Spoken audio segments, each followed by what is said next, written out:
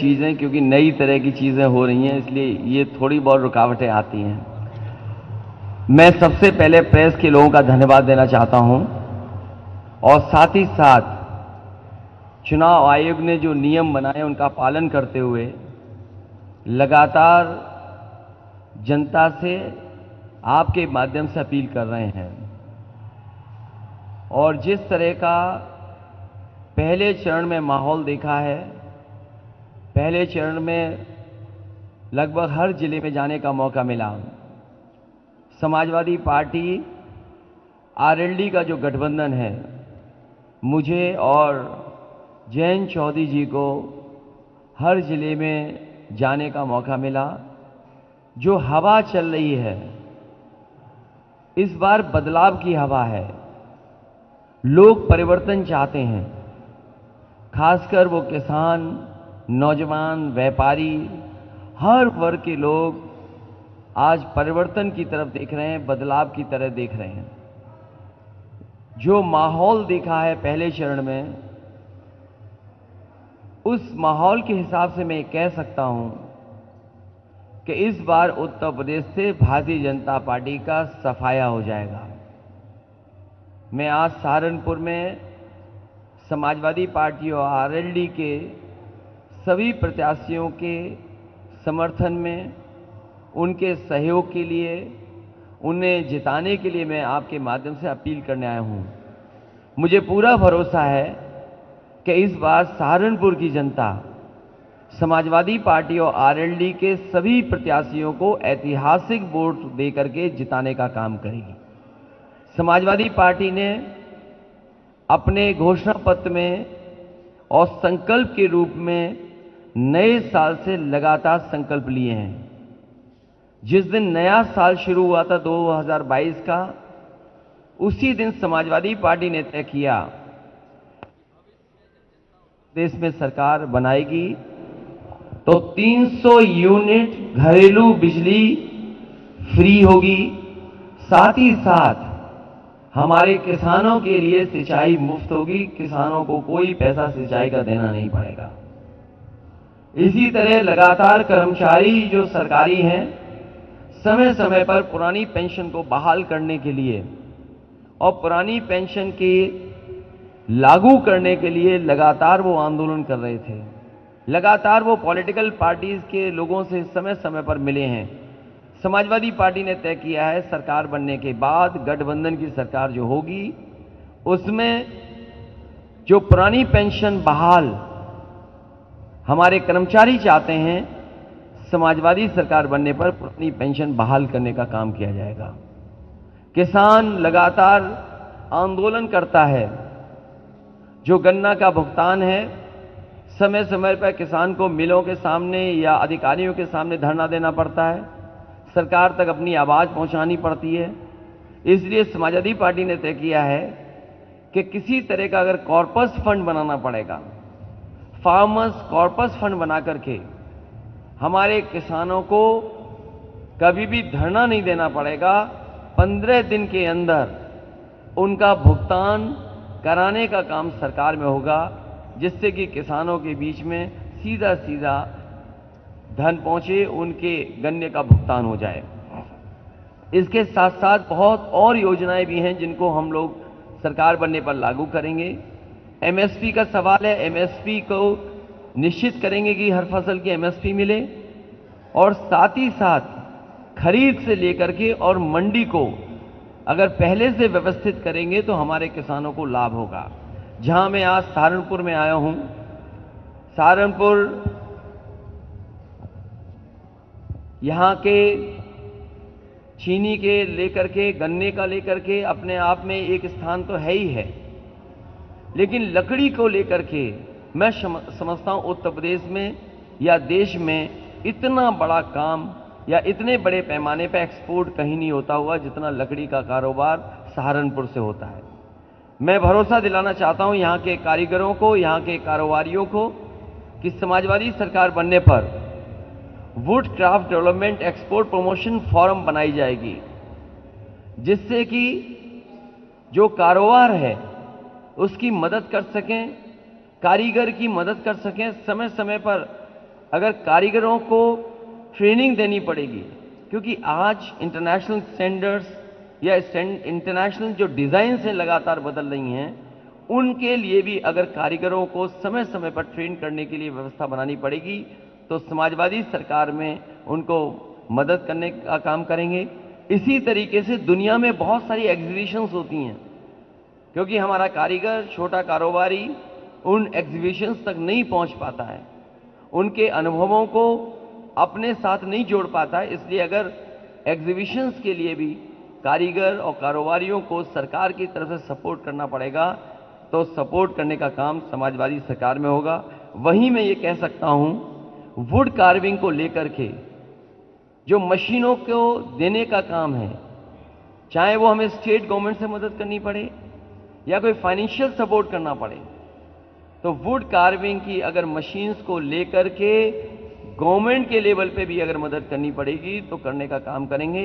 Export ज़्यादा से ज़्यादा हो, क्योंकि वर्ल्ड ओवर पहले से यहाँ के एक्सपोर्टर्स और कारोबार करने वाले दुनिया के बहुत सारे देशों में पहले से ही भेजते हैं, डिमांड बहुत है।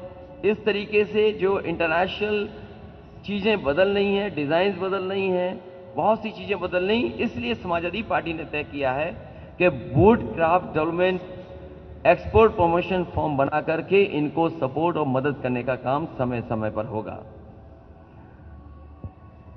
ये सहारनपुर, जहां मां शाकुंभरी देवी का मंदिर है, एक ऐसा स्थान है जहां पर न केवल उत्तर प्रदेश बल्कि आसपास के प्रदेशों की और देश के कई लोग आते हैं।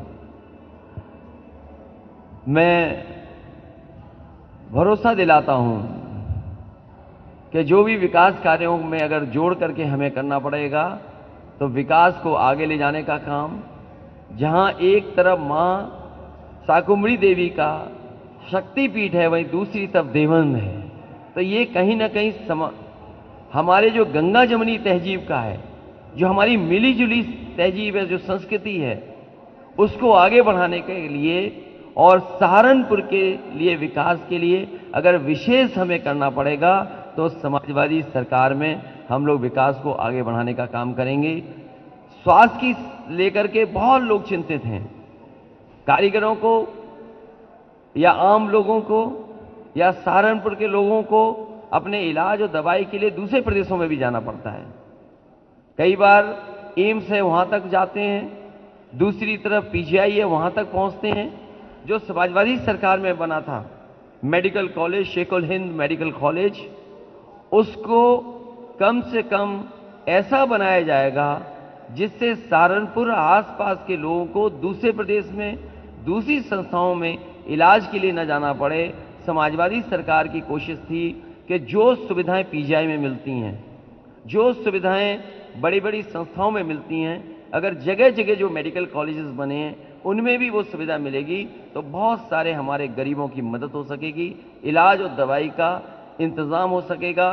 जहां लोगों को सुविधा दे रहे थे, वहीं मुझे याद है कि अक्सर जितने भी मेडिकल के स्टाफ के लोग हैं, वो ये मांग करते थे कि जो पीजीआई में है, जिस तरीके से पीजीआई में, केजीएमयू में, लोहिया इंस्टीट्यूट में या सैफई में जो वेतन या उनके लिए सुविधाएं दी हैं, वो हमारे मेडिकल कॉलेज में भी दिया जाए। मैं आपको भरोसा दिलाता हूं, क्योंकि यहां पर बहुत सारे स्टाफ की कमी है, डॉक्टर्स नहीं हैं, जो पर्याप्त नर्सेज होनी चाहिए, जो पर्याप्त और टेक्निकल स्टाफ होना चाहिए, वो नहीं है।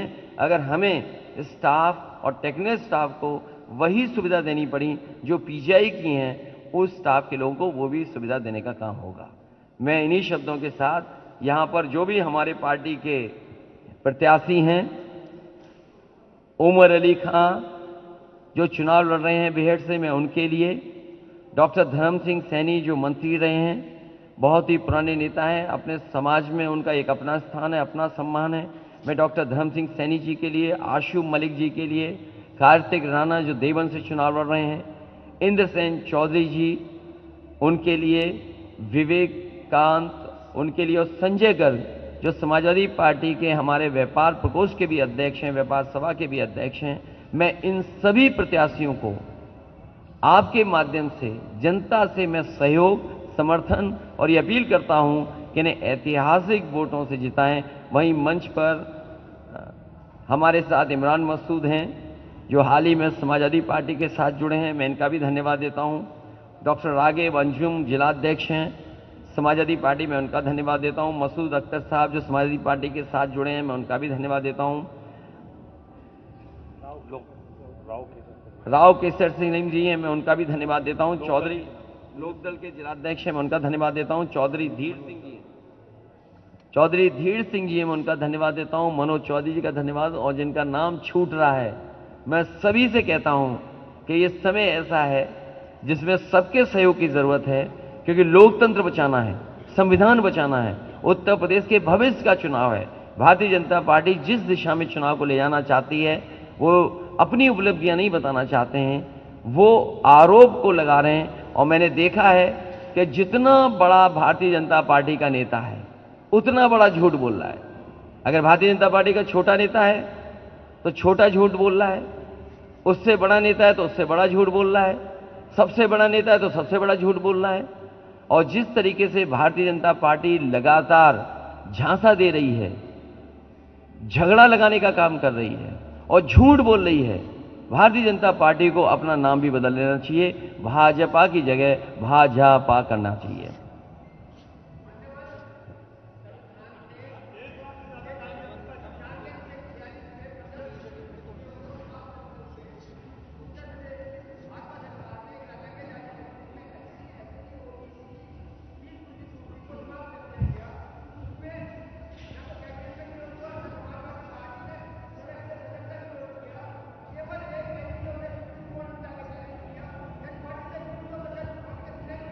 बाबा साहब भीमराव अंबेडकर जी के दिए हुए अधिकारों के खिलाफ लगातार भारतीय जनता पार्टी काम कर रही है।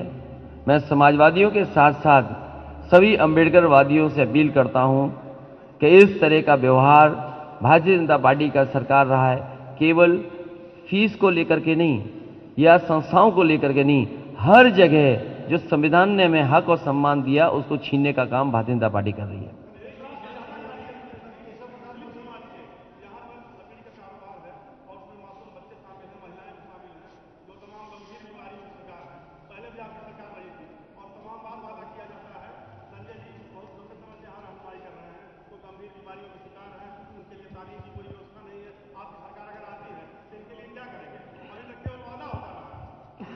मुझे खुशी है इस बात की कि आप ये बात को उठा रहे हैं। मैं आपको भरोसा दिलाता हूं, कारीगरों को और कारीगरों के परिवार के लोगों को इलाज और उनके सामाजिक या उनको सोशल सिक्योरिटी की देने की बात होगी तो समाजवादी पार्टी अलग से पॉलिसी ला करके इन कारीगरों को और इनके कारीगरों के परिवार को स्वास्थ्य और सामाजिक शिक्षा को लेकर के इन सभी चीजों का ध्यान रखते हुए पॉलिसी लेकर के आएंगे।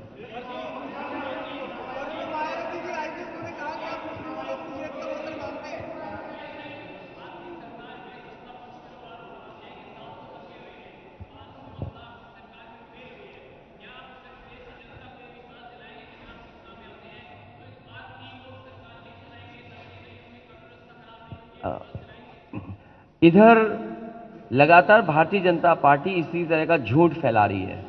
इसीलिए मैंने कहा कि भारतीय जनता पार्टी का अगर छोटा नेता है तो छोटा झूठ बोल रहा है, अगर बड़ा नेता है तो बड़ा झूठ बोल रहा है। अभी हाल ही में देश के गृह मंत्री ये कह रहे हैं कि जो पैसा निकला था वो समाजवादियों का था, इत्र व्यापारी वाला। इससे बड़ा झूठ क्या और हो सकता है जब देश के बड़े बड़े पदों पे बैठे लोग झूठ बोल रहे हों।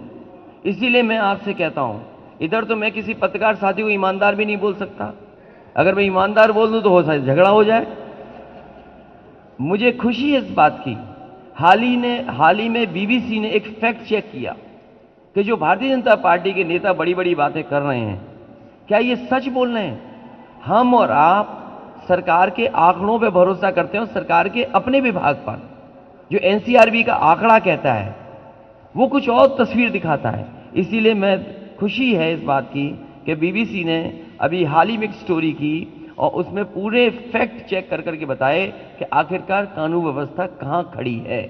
भारतीय जनता पार्टी से ज्यादा झूठ बोलने वाली पार्टी कोई नहीं है।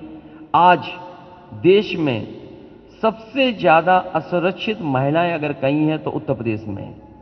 जो महिला कमीशन को सबसे ज्यादा शिकायतें अगर देश में कहीं से आई हैं तो उत्तर प्रदेश से आई हैं। कस्टोडियल डेथ सबसे ज्यादा उत्तर प्रदेश में हुई है। नेशनल ह्यूमन राइट कमीशन जो भारत सरकार का है, सबसे ज्यादा नोटिस उत्तर प्रदेश सरकार को दी हैं। सबसे ज्यादा फेक इनकाउंटर अगर कहीं हुए तो उत्तर प्रदेश में हुए।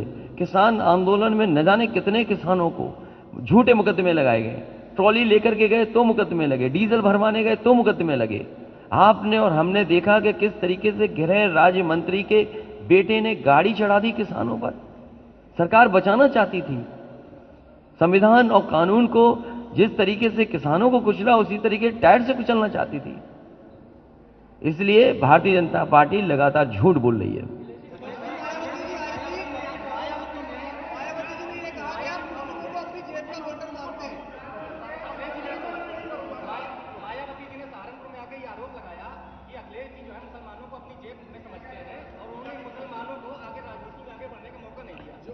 देखिए, मायावती जी के साथ हमारा गठबंधन था और गठबंधन के ही प्रत्याशी आज जीते हैं। यहां से लोकसभा का सांसद समाजवादी पार्टी और बहुजन समाज पार्टी के दोनों गठबंधन का प्रत्याशी है। इसलिए आपको ये सवाल पूछना नहीं चाहिए। आपको सवाल उन्हीं से पूछना चाहिए कि जो सबसे जिस जगह आप बात कर रही हैं, अगर सहारनपुर में उन्होंने ये बात कही है तो सहारनपुर में समाजवादी पार्टी और आरएलडी के ही तो प्रत्याशी जीते हैं। वो आरएलडी कह रहा हूं मैं, बसपा के लोकसभा के सांसद कौन है? और एक समय पर ऐसा था जब लोकसभा में एक भी मुस्लिम लोकसभा में नहीं पहुंच पाया था। उस समय उपचुनाव में कैराना से किसी ने भेजा था लोकसभा में, तो समाजवादी पार्टी ने और आरएलडी ने मिलकर के भेजा था। अरे सबसे बड़े माफिया आप जानते हो कौन है? आपको नहीं पता सबसे बड़ा माफिया कौन है? उत्तर प्रदेश में कभी ऐसा नहीं हुआ होगा कि किसी मुख्यमंत्री पे इतनी गंभीर धाराएं लगी हों।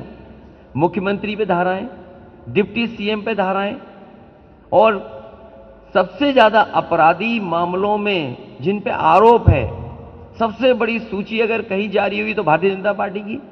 उनके तमाम ऐसे लोग हैं जो जिन पर गंभीर आरोप हैं, वो उनको टिकट दी है। योगी बाबा का आदेश है। सॉरी, नहीं, मैंने इसलिए डिग्री का जज नहीं किया क्योंकि मेरा कोर्स वर्क था। वो कोर्स वर्क मैंने किया है, वो मैं अलग से दे दूंगा। मेरी जो डिग्री है वो एसजेसी मैसूर की है। मेरा कोर्स वर्क है ऑस्ट्रेलिया का है। मेरी स्कूलिंग है सैनिक स्कूल की है, मिलिट्री स्कूल की। हाँ, ये बहुत महत्वपूर्ण सवाल उठा रहे हैं हमारे साथी जो सवाल उठा रहे हैं। मैं अच्छा हुआ आपने बता दिया, मेरे दिमाग से निकल जाती बात। अभी आगरा में फतेहाबाद को लेकर के एक बड़ा सवाल है। मैंने भी उस बात को रखा है, पार्टी भी रखेगी, और मैं कल प्रेस में भी ये बात कहूंगा और आज आपके सामने कह रहा हूं। एक को वोट डालना था, अधिकारी आए और उस विकलांग नौजवान ने कहा कि अधिकारियों ने वोट डाल दिया। जब गांव के लोगों ने घेरा और जब पूछताछ की तो अधिकारी को वो पहचान लिया कि ये अधिकारी है। और फिर दूसरी टीम गई अधिकारियों की वोटर्स को समझाने। वो ये कह रहे हैं कि अरे एक ही वोट तो खराब पड़ गया है, एक ही वोट की तो बात है। मैं चुनाव आयोग से आपके माध्यम से कहूंगा कि ये हेरा फेरी अधिकारी कर रहे हैं। और मैंने पहले दिन से कहा कि कई ऐसे अधिकारी हैं जो भारतीय जनता पार्टी के कार्यकर्ता बन के काम कर रहे हैं। मैंने समय समय पर शिकायत की है, पार्टी ने समय समय पर शिकायत की है, और शिकायत पर अभी तक कोई कार्रवाई नहीं हुई है। जो अधिकारी सरकार को खुश कर रहे थे उन्हें इनाम दिया गया टिकट का। जो अधिकारी सरकार को खुश कर रहे थे अपनी नौकरी में रहते रहते, नौकरी करते करते, उन्हें सरकार टिकट दे रही भारतीय जनता पार्टी। अगर एक वोट पे छीना झपटी हुई है, मुझे याद है राकेश टिकैत जी भी कुछ दिन पहले कह रहे थे कि कुछ हेरा फेरी हो रही है। ललितपुर से लेकर के सहारनपुर तक आप जानकारी कर लें कि कई लोगों के इन्होंने पहले से वोटर आईडी कार्ड ले लिए हैं वोट डलवाने के लिए, और अधिकारी जो छोटे अधिकारी हैं उन पर दबाव बना रहे हैं कि अगर उनकी मर्जी से वोट नहीं दोगे तो आपके खिलाफ कार्रवाई होगी। ये शिकायत चुनाव आयोग को करेंगे। हमें उम्मीद है कि ये मामला जो सामने आया है कि एक वोट को किस तरीके से अधिकारियों ने मिलकर के बैलेट पे ठप्पा बीजेपी का मरवा दिया, इन ऐसे अधिकारियों को अगर चुनाव आयोग टर्मिनेट नहीं करेगा तो न जाने कितने अधिकारी इस तरह का वोट डलवा लेंगे। योगी बाबा का आदेश है कि आप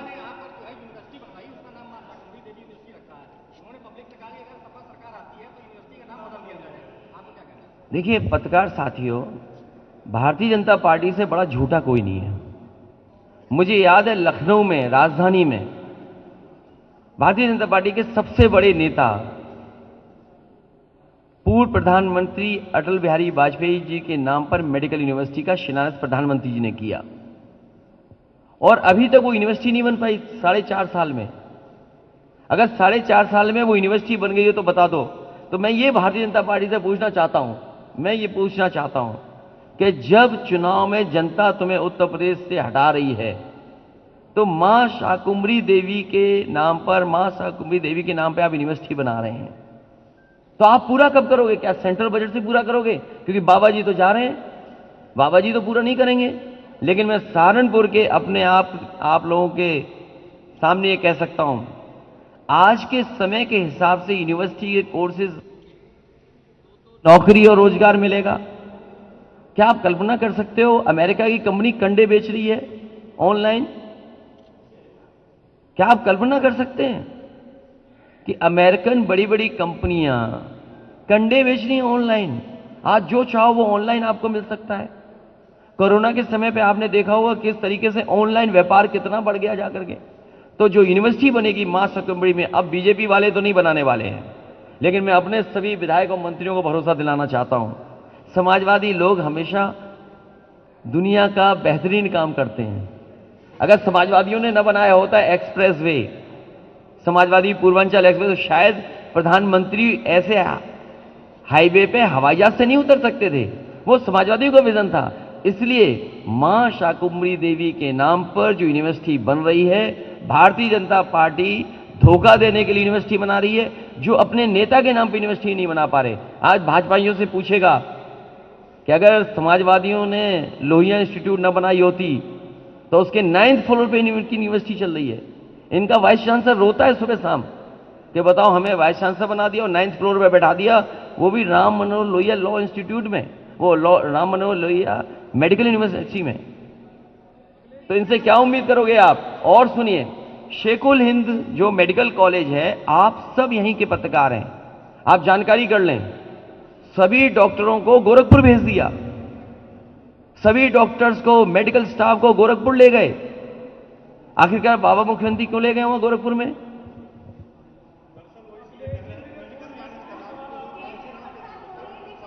कौन सा? नहीं, मान्यवर काशीराम जी के नाम पर बहुत सारी संस्थाएं थीं, 1 2 3 4, अरे सब जगह था, तो कुछ जगह नाम बदले गए। नहीं जाएगा। माता के नाम पर जो यूनिवर्सिटी बनी, मैंने इसीलिए कहा आपसे कि उसको और अच्छा कैसे बनाया जाएगा। ये बाबा लोग कुछ जानते भी हैं? अच्छा आप बताइए, आप क्या टैबलेट बढ़ गया? टैबलेट बटा क्या किसी को? स्मार्टफोन मिला, लैपटॉप मिला? अरे बाबा जी चलाना ही नहीं जानते, तो आपको क्यों बांटेंगे? इसलिए यूनिवर्सिटी में अगर हमें नए जमाने के हिसाब से कोर्सेज या चीजों को रखना पड़ेगा तो हम रखने का काम करेंगे, जिससे कि यूनिवर्सिटी यहां के काम, कारोबार और लोगों को रोजगार दिला सके।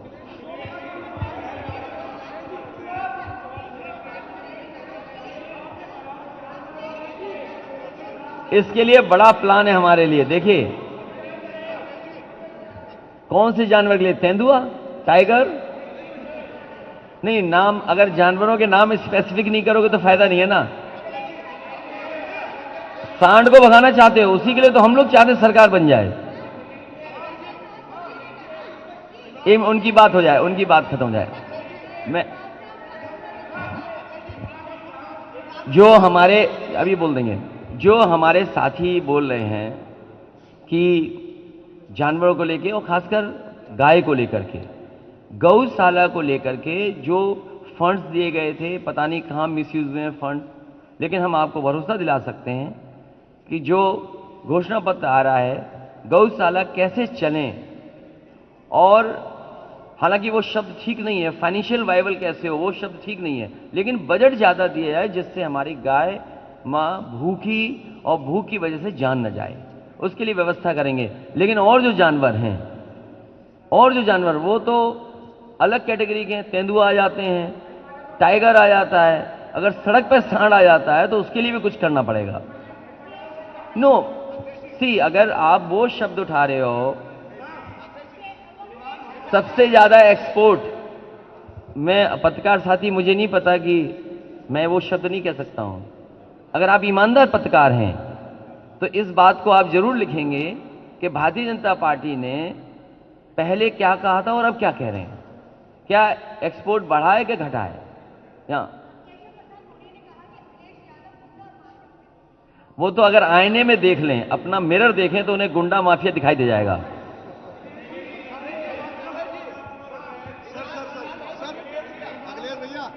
अखिलेश भैया, हम तो तुम्हारे भरोसे हैं। अच्छा, तुमने 1 लाख कारीगरों का सवाल उठाया था, इसलिए मैं तुम्हारे भरोसे हूं। देखिए ये हमारे पॉलिटिकल, हम जो लोग खड़े और बैठे लोग हैं, इतने तो समझदार आप भी हो भाई, इतने समझदार ये भी हैं जितने लोग हैं साथ हैं, कि जब तक किसी को पॉलिटिकल सम्मान नहीं मिलेगा वो मन से काम नहीं करेगा। तो जो समाजवादी पार्टी में आ रहे हैं सभी को पॉलिटिकल सम्मान दिया जाएगा, क्योंकि पॉलिटिकल लोग हैं, आखिरकार वो कोई कारोबार तो नहीं करते हैं। अखिलेश भैया, भैया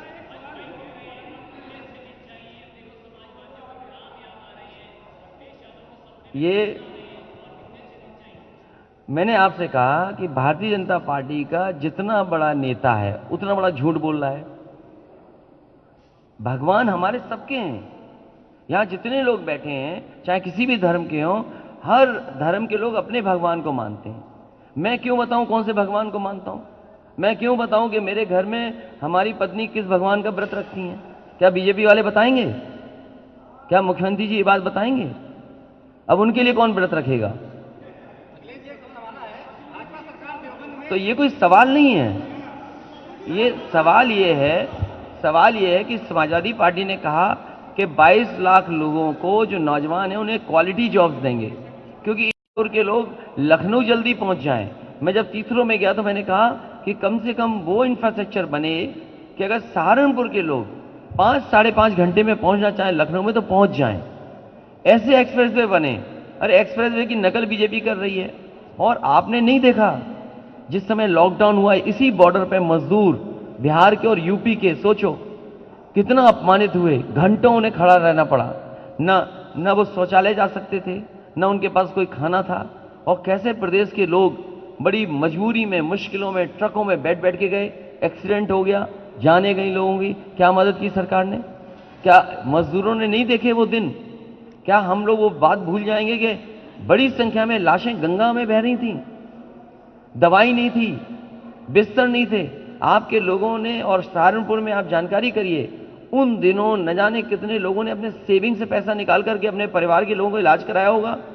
लोग चंडीगढ़ भागे होंगे, बगल के प्रदेश में भागे, लेकिन हमारे बाबा मुख्यमंत्री इलाज नहीं करा पाए। तो ये कैसे भूल जाएगी जनता? और फिर 700 किसान की शहीद हुए, 700 किसान। बीजेपी बताए कि जिस समय 3 काले कानून लाए थे तो किसानों के हक में क्या क्या था, जब 3 कानून वापस ले लिए तो अब क्या किसानों के हक में है? ये उद्योगपतियों को लाभ पहुंचाने के लिए कोई भी फैसला ले सकते हैं। आप कह रहे हैं बाबा जा रहे हैं,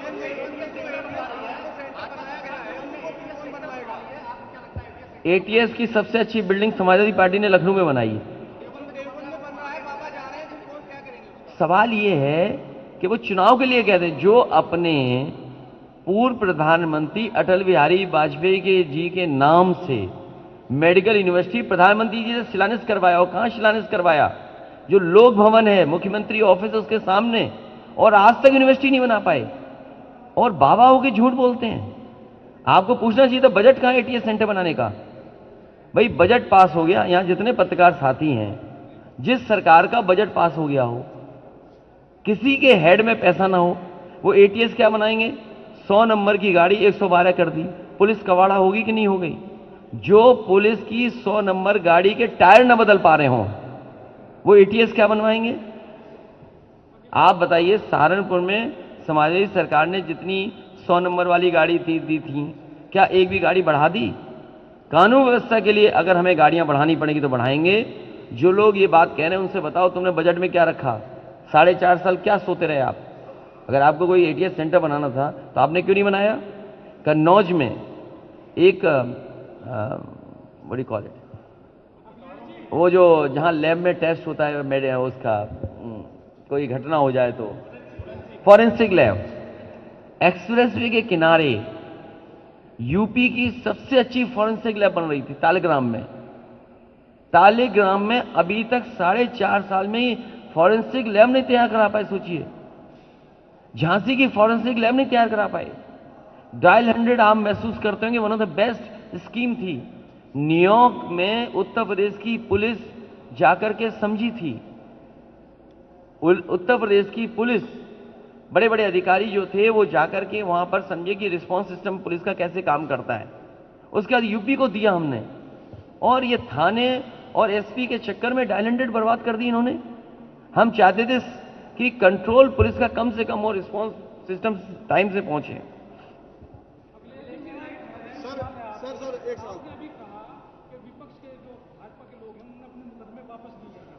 यदि आपकी सरकार आती है और आपका गठबंधन जीत के आता है तो क्या जिन लोगों ने मुकदमे वापस लिए हैं अपने अपने और अब हल्फनामे को भर रहे हैं कि कोई मुकदमा नहीं है, क्या उनकी जांच? अभी मैं नोएडा गया था तो किसी ने पटाखा चला दिया खुशी में, हम पे और जैन चौधरी पे मुकदमे दर्ज हो गए।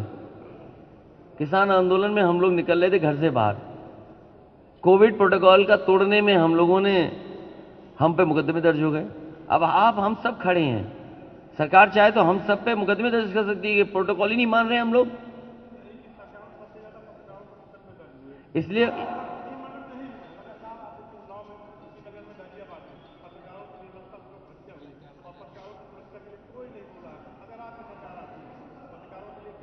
मैं अपने पत्रकार साथी से कहूंगा ये सवाल समय समय,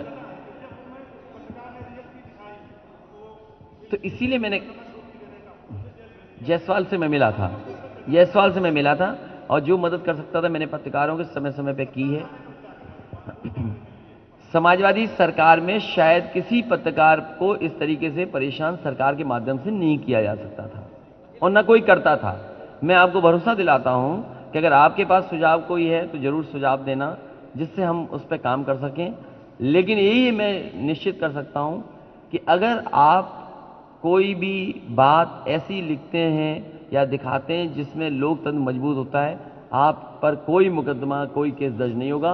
और सुरक्षा के लिए अगर विशेष हमें ये 100 नंबर वाली गाड़ियों में या 100 नंबर वाले सेंटर में कोई व्यवस्था करनी पड़ी, खासकर पत्रकार या बहन बेटी के लिए, तो वो व्यवस्था की जाएगी।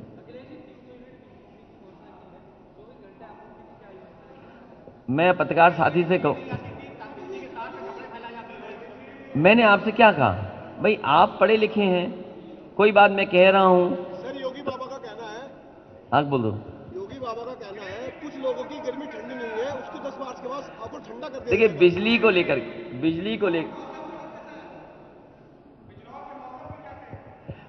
मुझे पता ही नहीं क्या है बिजनौर में, क्या है, कुछ बात होगी बिजनौर में? प्रधानमंत्री जी की आज रैली हैं? कैंसिल हो गई सर।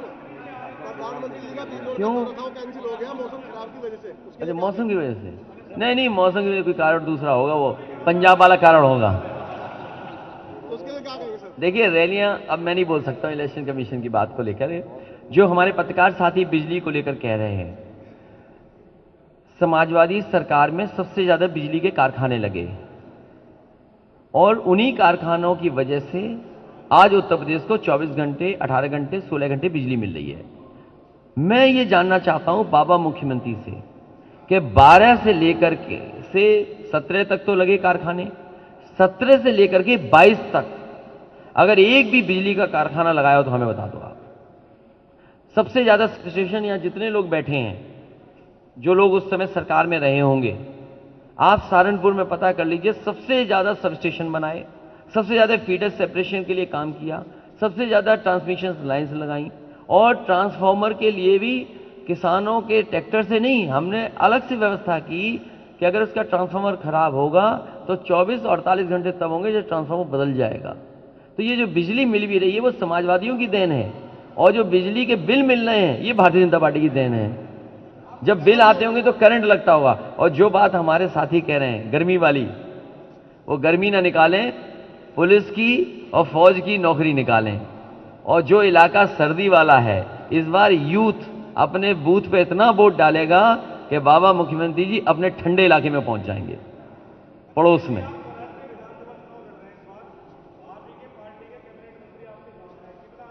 हमारे कैबिनेट मंत्री नहीं हैं, वो घूमने वाले मंत्री हैं, वो सभी दल घूम चुके हैं। क्या पता वो बाद में समाजवादी पार्टी में आ जाएं, ले लेंगे, उसमें क्या है, ले लेंगे। जो घूमने वाले हैं उनको तो ले लेना चाहिए। हाँ। जो झूठे मुकदमे लगे सब वापस ले जाएंगे, सब मुकदमे वापस ले जाएंगे।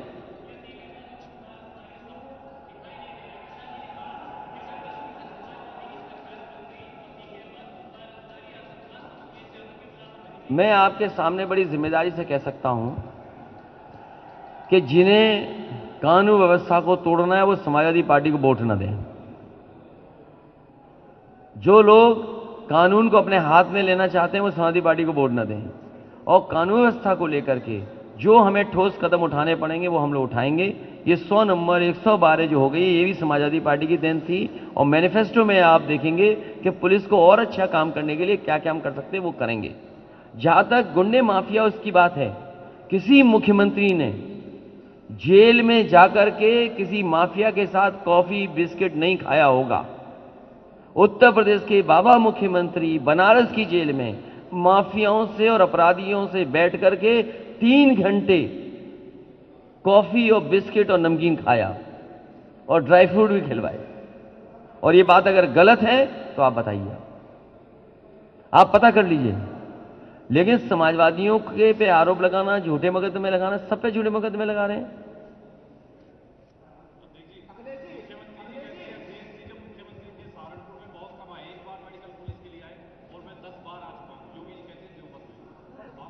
ये हो सकता है गलती हो गई हो मुझसे, लेकिन सबसे ज्यादा काम समाजवादियों ने किया होगा।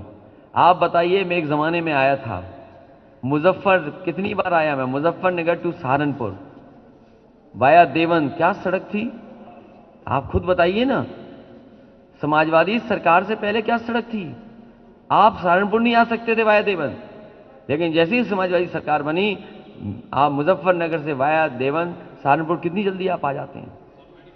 और मेडिकल कॉलेज बनाया, और मेडिकल कॉलेज का सब स्टाफ गोरखपुर ले गए, ये नहीं बताया मुख्यमंत्री जी ने। सब स्टाफ ले गए, डॉक्टर, नर्स, वार्ड बॉय भी ले गए। अगर इनका बस चलता तो ये मेडिकल कॉलेज भी ले जाते हैं गोरखपुर में। और मैं आता रहूंगा, मैं आपको भरोसा दिलाता हूं, हम कम आए हों लेकिन सहारनपुर की यादें जनरेशन मिस पार्क में आज भी हैं। जितनी भी बेंचें लगी हैं सब सहारनपुर के कारीगरों की बेंचें लगी हैं वहां पर जनरेशन मिस पार्क में, जो करीबन 450 एकड़ का है। और इस मौसम में और इस समय जो लोग आते हैं, कई बार छुट्टियों के दिन लाखों लोग वहां पहुंच जाते हैं।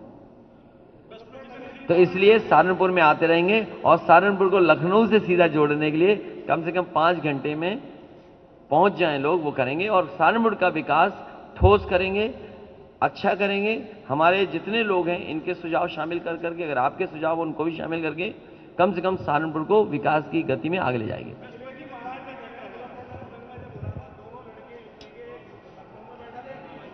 सवाल है कि नौजवानों को नौकरी रोजगार दोगे कि नहीं दोगे। आज यूपी के लोग महंगाई का सामना कर रहे हैं, आय दोगुनी होगी कि नहीं होगी। इन बाबा मुख्यमंत्री जो अपने संकल्प पत्र में लिखा कि आय दोगुनी होगी, आज तक किसान की आय दोगुनी की हुई। इन्होंने कहा हवाई चप्पल में चलने वाला हवाई जहाज में बैठेगा, हवाई जहाज बेच दिए, हवाई अड्डे बेच दिए। और डीजल पेट्रोल कितना महंगा हो गया, पेट्रोल 100 के पार है कि नहीं, यहां पर क्या अभी करीब में है, 100 के पार है, बताइएगा। तो 1 डिस्ट्रिक्ट 1 प्रोडक्ट में क्या दिया हुआ सहारनपुर को। भाई आपके वन डिस्ट्रिक्ट वन प्रोडक्ट में तब कुछ मामला बनता, सिगरेट की जगह चिलम बन रही होती। तो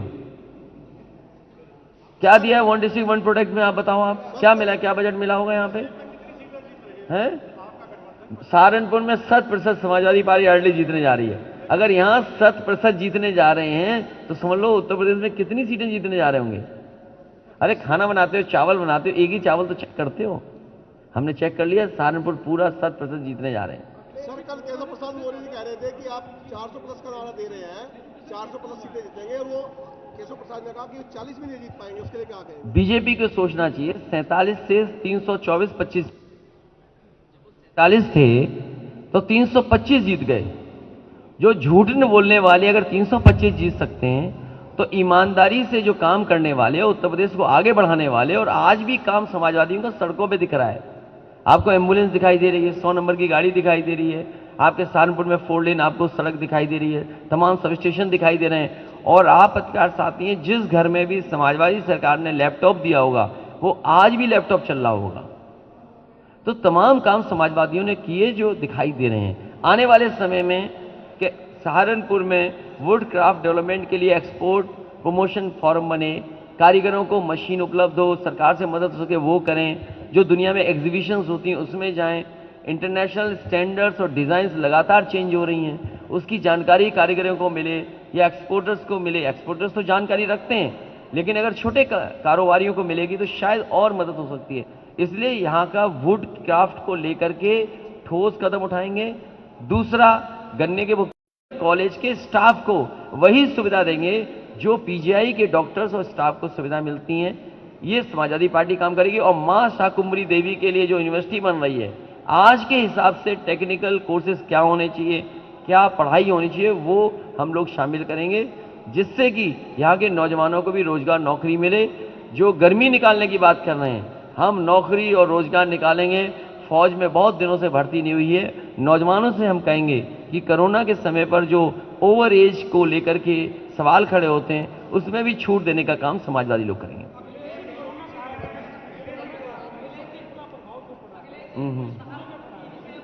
स्कूलों में इसलिए पढ़ा कि पूरी शिक्षा व्यवस्था ठप हो गई। शिक्षा व्यवस्था ठप कर दी सरकार ने।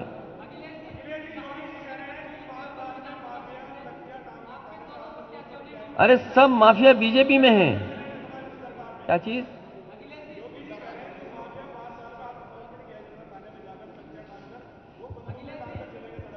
आप बताइए, माफिया वो हैं, उनके गृह जनपद में एक व्यापारी कारोबार के लिए जाता है, पुलिस ने मार मार करके उसकी जान ले ली। कौन है माफिया? लखनऊ में एप्पल कंपनी में मल्टीनेशनल में काम करने वाला व्यक्ति रात में सड़क पे था, उसको गोली मार के जान ले ली। माफिया कौन है? हाथरस की बेटी और उसके परिवार के लोग न्याय मांगते रहे, पुलिस ने जबरदस्ती उनके परिवार से बेटी को छीन करके दाह संस्कार कर दिया। अपराधी और माफिया कौन है?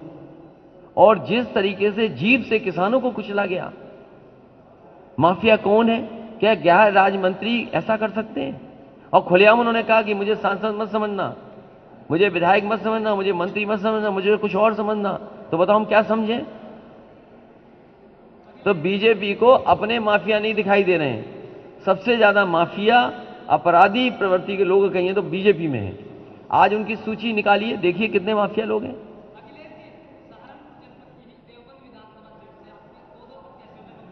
कोई बात नहीं, वो होता है पार्टी में, ये दल में होता है कई बार, लेकिन अब एक ही प्रत्याशी हैं राणा, उनको जिताइए।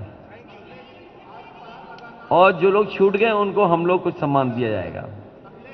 मैं एक बार फिर आपसे, मैं अपनी पार्टी के सभी नेताओं को धन्यवाद देता हूं। फिर एक बार मैं समाजवादी पार्टी के जितने भी प्रत्याशी हैं, संजय गर्ग जी हैं उनको जिताइए, विवेकांत जी हैं उनको जिताइए, इंद्रसेन चौधरी जी, कार्तिकेय राणा, आशु मलिक, डॉक्टर धर्म सिंह सैनी जी जो पूर्व मंत्री हैं, इनका भी सहयोग मदद करिएगा। उमर